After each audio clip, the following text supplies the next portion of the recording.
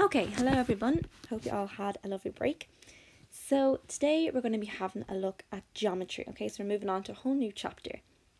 And our learning intention is I'll be able to identify and describe the concepts plane, point, line, and ray. Okay, so we're going to be looking at those four concepts today.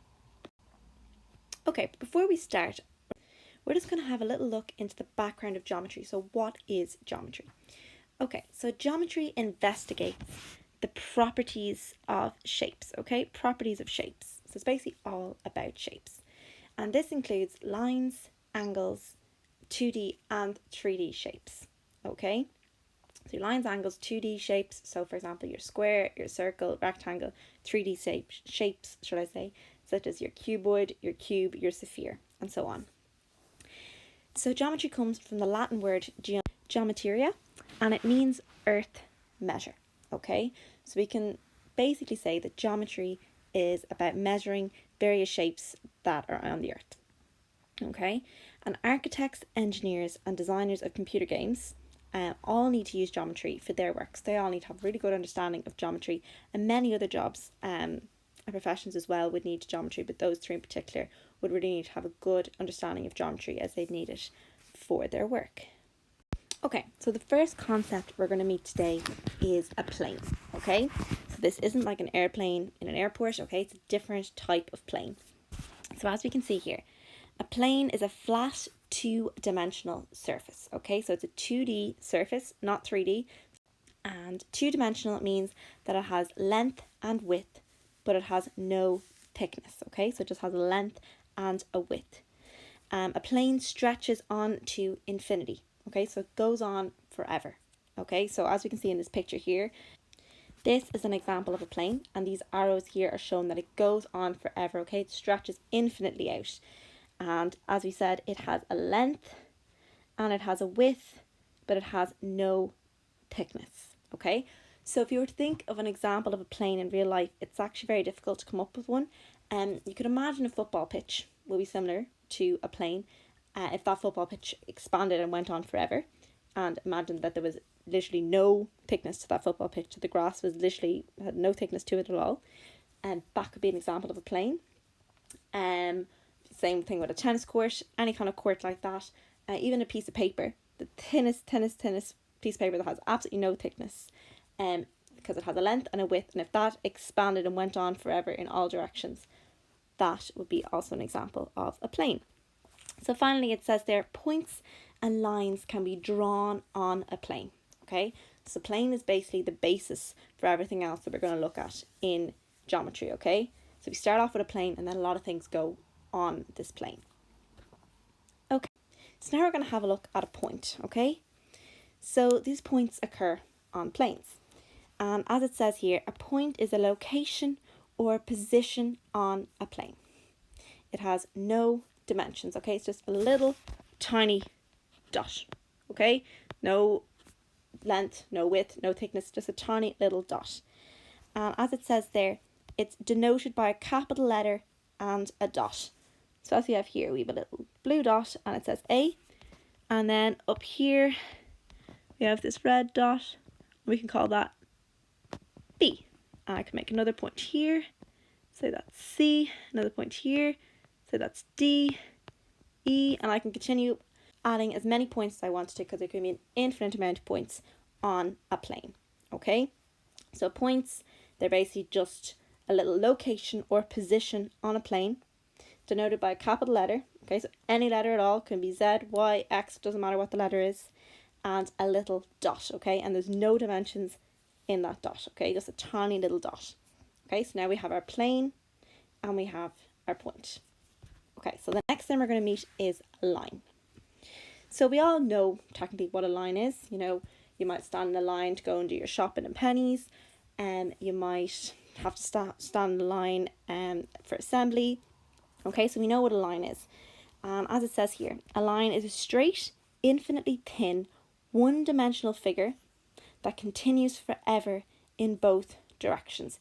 It has no endpoints, okay? And that is really important about the line, okay? The line never ends, okay? It continues forever, okay? So it's one straight line that just continues and keeps going, okay? So that's what we mightn't realise. In the everyday world, our line doesn't always continue forever. However, in geometry, the line continues forever, okay? And it goes forever in both directions, okay? So it can be named by any 2 points on the line or by a lowercase letter, okay? So as we see here, we have a line L and we have 2 points A and B, okay? So we could call that line, as it says here, call it AB because there are 2 points on the line, or we could just call it the line L, okay? So they're the 2 names we can have for a line. So you can call it by any lowercase letter or by 2 points that are on the line. Now, another important point about the line is it has an infinite number of points on it. So on this line we just have A and B, but there's nothing to stop me from drawing another point here, okay, and another one here, another point here, another point here, and I'll label those. We'll say that's C, that's D, that's E, and that's F, okay? And I could go on and on and on because there's an infinite number of points on the line, okay? So I could also call that line now with all those points on it. I could call it the line CE, the line CA, the line DF, the line DB, and so on, okay? I could also have another line here, let's say, nice straight line. I'll draw 2 points on it, point to point, that's called X and Y.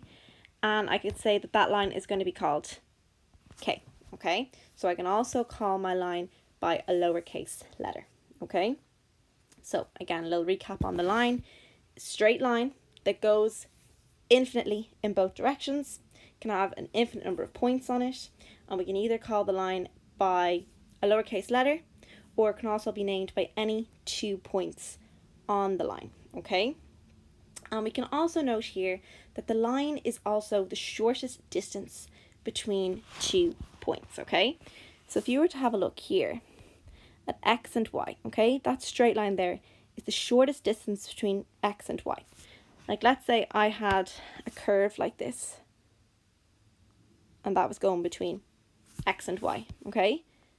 The distance of this big confusing curl here, it's going to definitely be longer than this straight line here between X and Y, okay?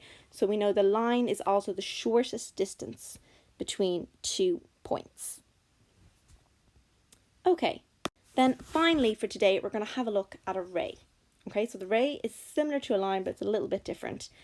So a ray is a part of a line that starts at a fixed point and goes on forever in only one direction, okay? Think of the band, one direction for the ray, okay? So it only goes on forever in one direction. Our line goes on forever in both directions. Okay, so a ray has only one start point. That could also be called an end point. And sometimes a ray is called a half line, okay? Because it only goes on forever in one direction. So we see here we have a ray here and we have another ray here. So as you notice here, this ray is starting at the point C. The line is not extending past C because it starts at C and then it extends onwards. We have this point D and it goes past G because it goes on forever in one direction, but it starts at a point, okay? That's the difference between the ray and the line. Then this example here, we have another ray. However, this ray is starting at the point D, and we know it's starting there or ending there because the line doesn't continue past this point, okay? That's our starting point. Then we go, we meet the point C, and the line continues past C because it goes on infinitely in that direction. Okay, and we also could have another point here. Oh, whoops. Point there, point there, point there, point there, and so on. Okay, so there's your ray, right? So the ray, it has only one start point, okay? And the ray goes on forever in only one direction, okay? Okay, so the last thing we want to talk about the ray is this little line here. A single square bracket is used to denote the start or the end of a ray, okay? So if we want to write down this is a ray, if we want to label a ray, okay? This is what we're going to do. So we're going to look at example 1 first. So we use a single square bracket to denote the start or the end of the ray. So where is the start or the end of this ray? We know it's this point here, C. Okay, that's the start. So I'm going to do a single square bracket. Then I'm going to do C. And then another point on my ray is D. Okay, and that is how I would denote that ray. Okay, now let's have a look at this ray here, example 2. Okay, so we say, where is this ray starting? Okay, does it start at these black points here? No. Start at C? No. It starts at D. Okay, and we know it starts at D because it doesn't extend past D. Okay, that is the starting point. So I'm going to do my single square bracket, my starting point, which is D, and then another point in the line, which is C. Okay, and that is how we would denote a ray. Okay, so what I'd like you to do now is I want you to have made a few little notes on ray, line, point, and plane. Okay, I just made a few little notes in your copy. And when you're finished with them, you're going to try a few questions now that are on this slide here and also in the book. Okay, so this is page 54 and 55 in your book. And you're going to try question 1 and 2, okay? And you're only doing part A, C, D, E, and F in part 1, okay? You're skipping B. That's why you can see it's not written in here. Skip B. I'll write that down also in your instructions. And you're doing part I to V for question 2, okay? So what they're asking you to do is you need to label, okay, these lines, points, and rays, okay? So example is saying A is a what? And you look at A and you say, what kind of a thing is that? Is it a point? Is it a ray? Is it a line? Okay, and so on. You do that for all of these. Then if anybody wants to try this, is it true H, F, and G are collinear? Okay, the little bonus question there if anyone wants to look up what they think that means. And then for question 2, you're going to copy this plane into your copy. Okay, so just exactly how that is. Draw out those points, and then you're going to draw the following. So you're going to draw a line, AB, the line CD, a ray, another ray, and a half line. Can anyone remember what a half line is? It's written on the slide before, if you have a look. Okay, so you try those questions, and then you're going to submit those on to Seesaw.